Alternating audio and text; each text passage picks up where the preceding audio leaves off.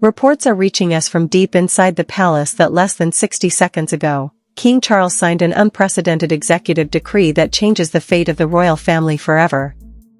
This is not a drill, and this is not routine administrative housekeeping. Whispers circulating through royal offices confirm that the king has made a final, irreversible decision regarding the royal titles of Prince Harry and Meghan Markle. Officials inside the palace were reportedly caught off guard as emergency communications swept through high-level advisors, warning everyone to remain silent as the legal machinery of the monarchy went into overdrive. For years, the public wondered how far the tension could stretch before the ultimate breaking point was reached, but what transpired behind closed doors just moments ago has shocked even the most seasoned royal commentators. The document, which was finalized under extreme secrecy, carries the weight of an absolute historical shift, cutting the last official ties connecting the Sussexes to the crown. Insiders claim that staff members were ordered to immediately seal records and brace for an explosive public reaction, as news of this unprecedented strike begins to send shockwaves across the globe. Make sure to hit that subscribe button right now so you never miss an urgent update on this unfolding crisis, because what King Charles just authorized is a move so brutal, so decisive, and so unexpected, that there may truly be no turning back. To truly understand the seismic shockwaves currently reverberating through the gilded halls of Buckingham Palace, we have to pull back the curtain on a bitter, decade-long struggle that has systematically destroyed the world's most famous dynasty.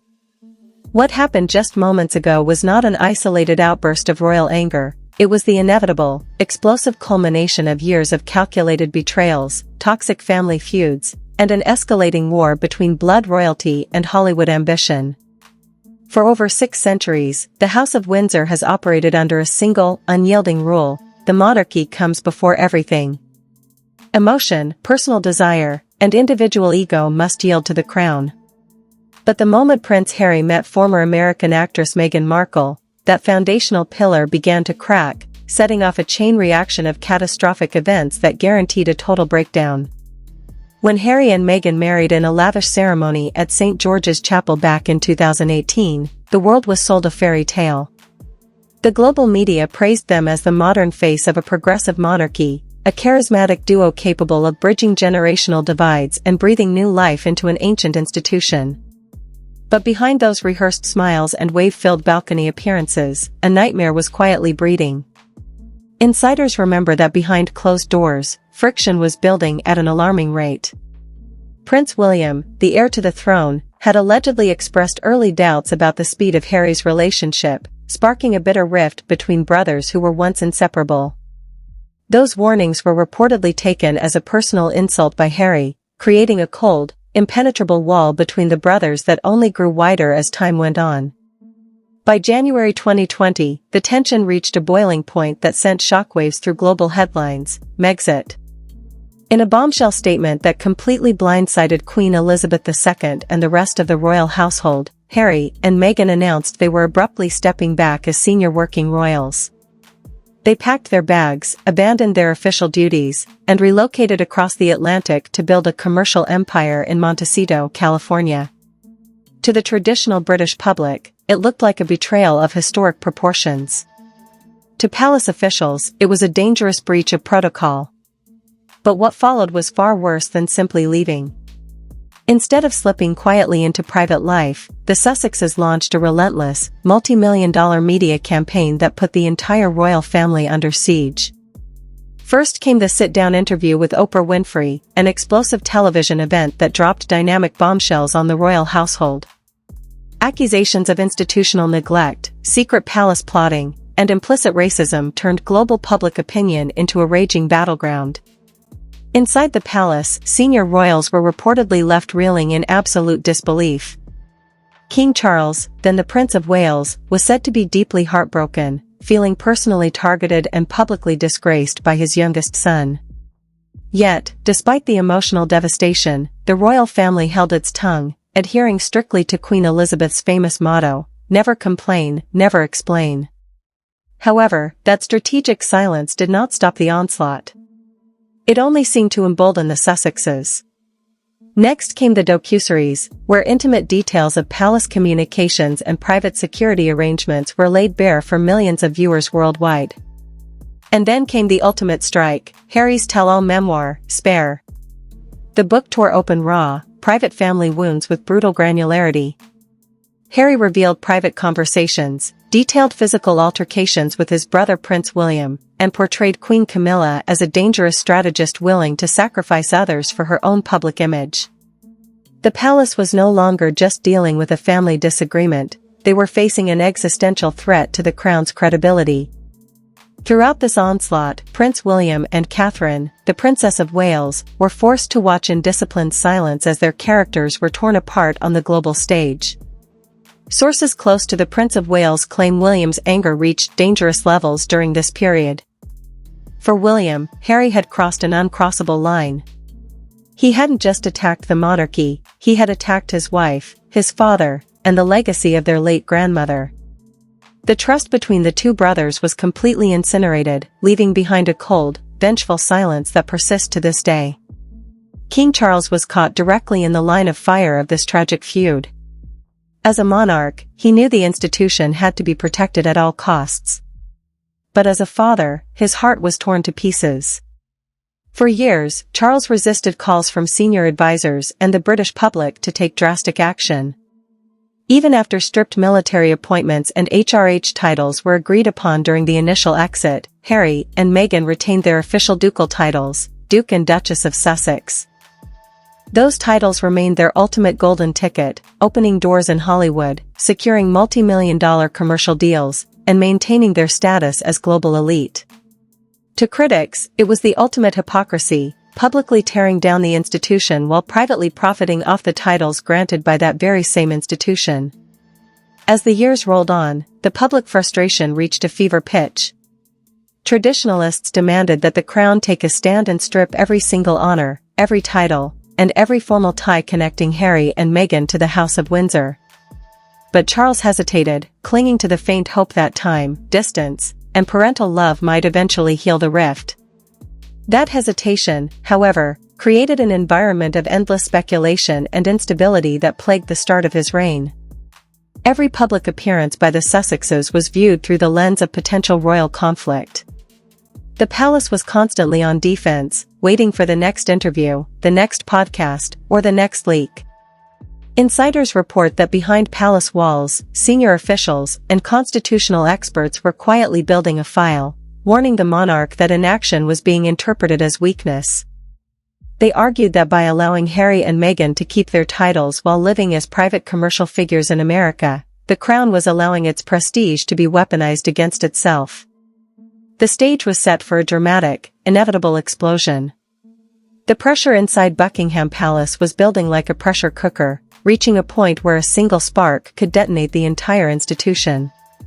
And as the sun rose over London today, that exact spark was finally ignited, setting off a sequence of catastrophic events that no one in the palace saw coming. The quiet morning at Buckingham Palace broke into total chaos when an emergency-coded alert was broadcast across internal royal communications. What was supposed to be a standard administrative briefing at 8 a.m. turned into an unprecedented crisis meeting when senior aides discovered a massive breach of confidence.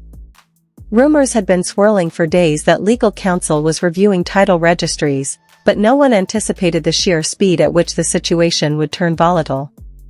Inside the private apartments of the king, high-level constitutional advisors stood in panicked silence.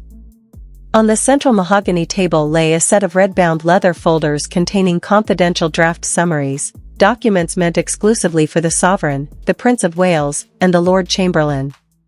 Someone inside the administrative inner circle had accessed these restricted archives without clearance.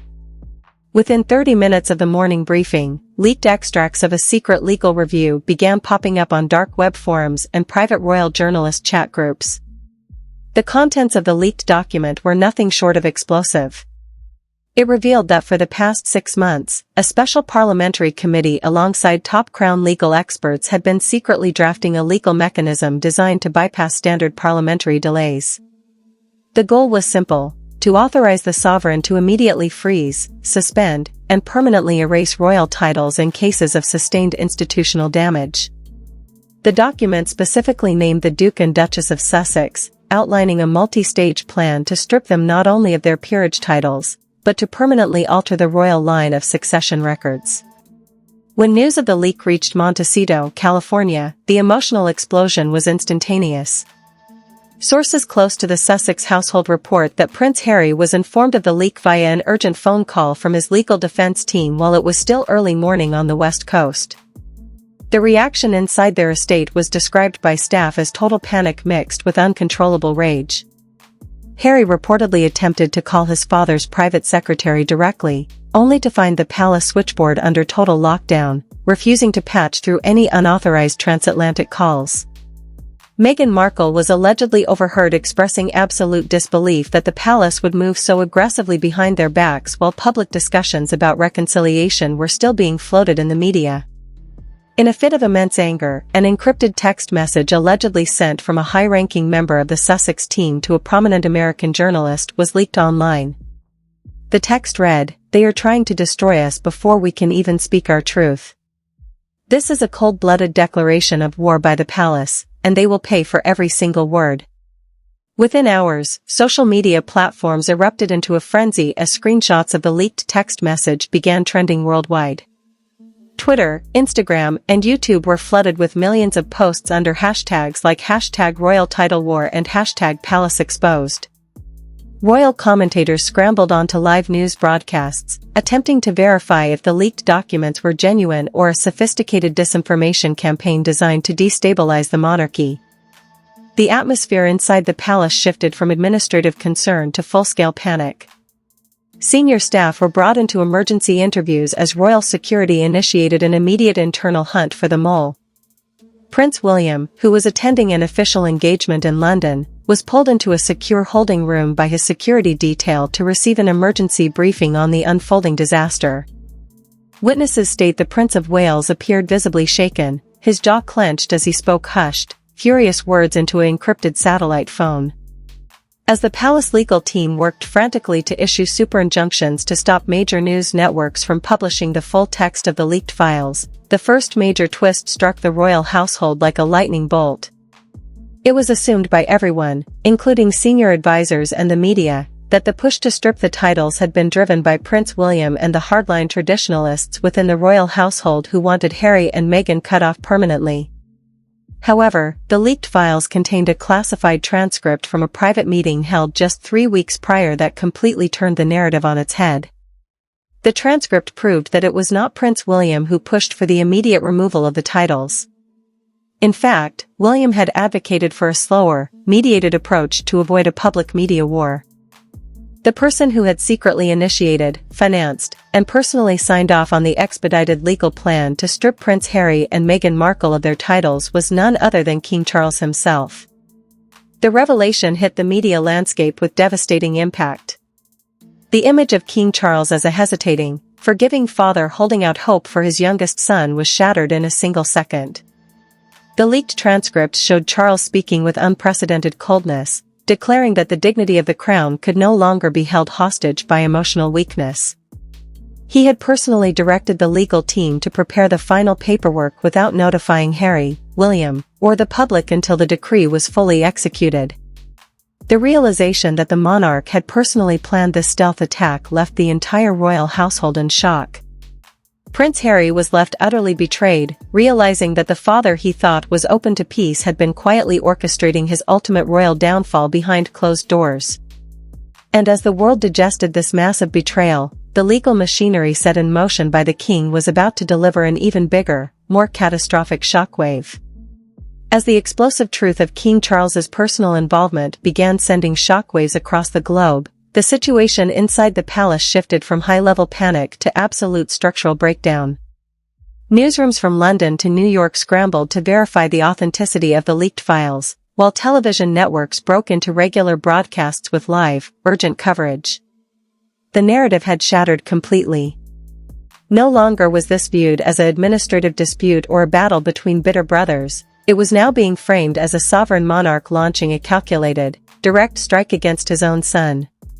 Within hours of the initial leak, global social media platforms became an uncontrollable digital war zone.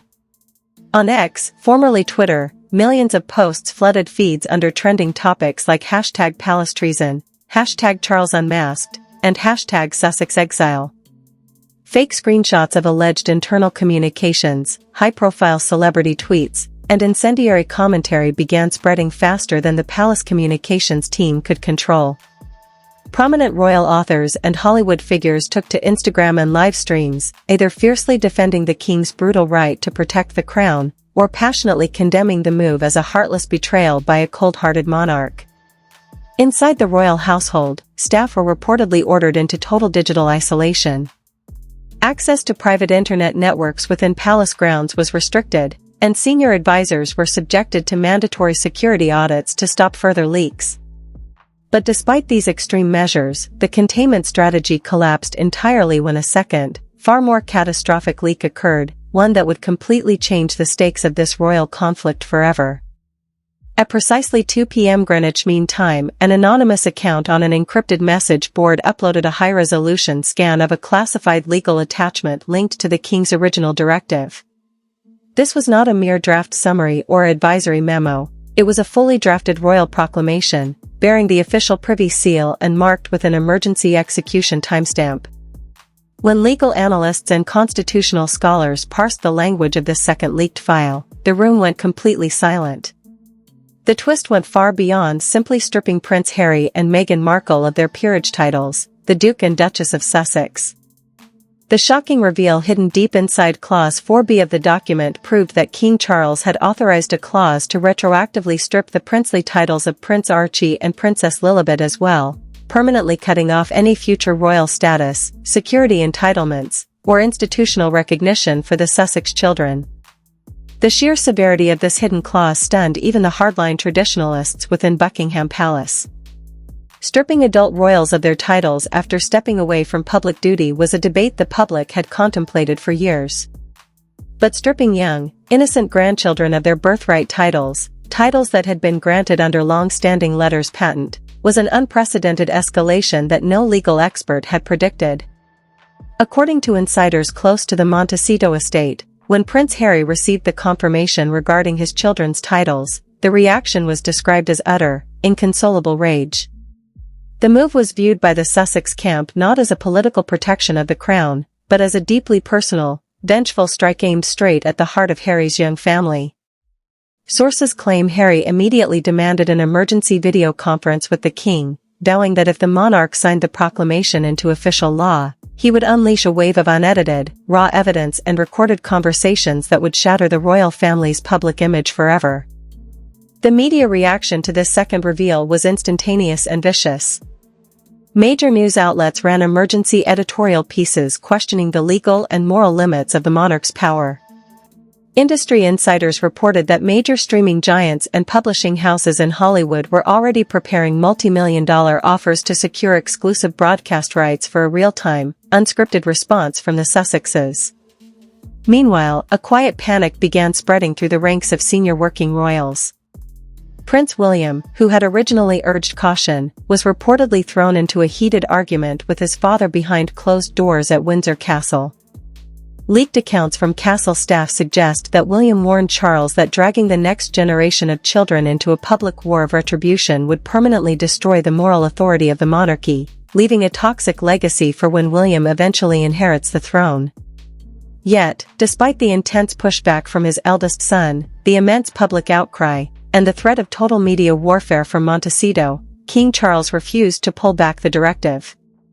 The palace released a cold, one-line official response that neither confirmed nor denied the contents of the leaked proclamation, simply stating, "The king remains focused on his constitutional duties and the service of the nation." That deliberate, chilling silence only confirmed the worst for those watching from the outside. The crown was no longer negotiating. The decision was moving forward with cold, unstoppable momentum, leaving the public and the media hanging on the edge of a cliff, desperately waiting to see who would pull the trigger first in the ultimate battle for royal survival. The moment the news broke that King Charles had authorized the secret legal directive, the world reacted with unprecedented fury.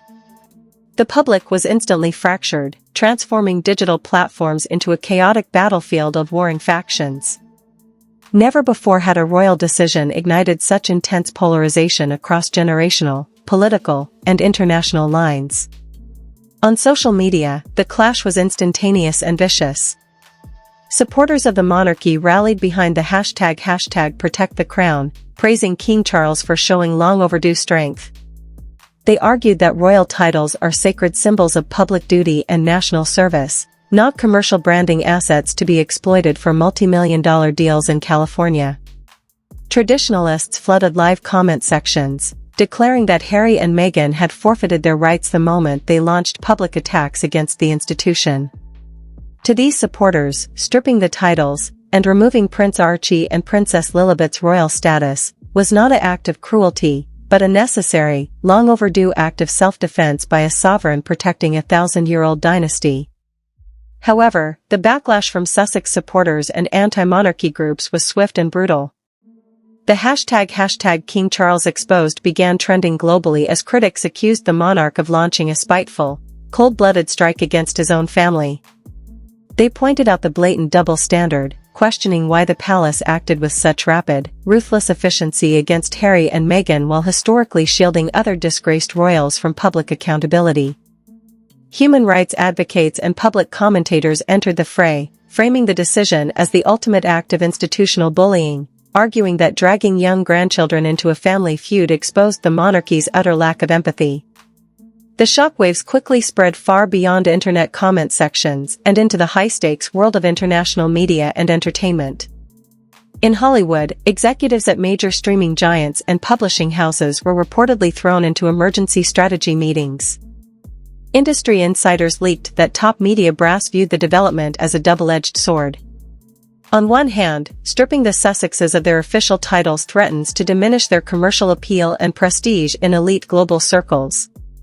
On the other hand, the absolute destruction of their royal ties instantly turns Harry and Meghan into the ultimate unguided missiles, completely freed from royal protocol, non-disclosure expectations, or institutional restraint.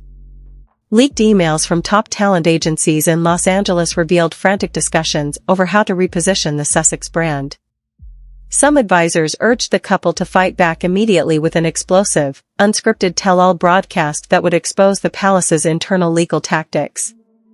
Others warned that continuing a public war against the king would alienate global audiences who were growing exhausted by the endless royal drama. Meanwhile, political figures in the UK and across the Commonwealth were forced to navigate a diplomatic minefield. Members of the British Parliament were swamped with questions from reporters, with hardline politicians demanding that Parliament immediately pass supporting legislation to make the title removal absolute and permanent. Constitutional scholars appeared on major television networks, fiercely debating whether the king's exercise of royal prerogative without prior public parliamentary debate set a dangerous, authoritarian precedent. The international media turned the crisis into a 24-hour global spectacle.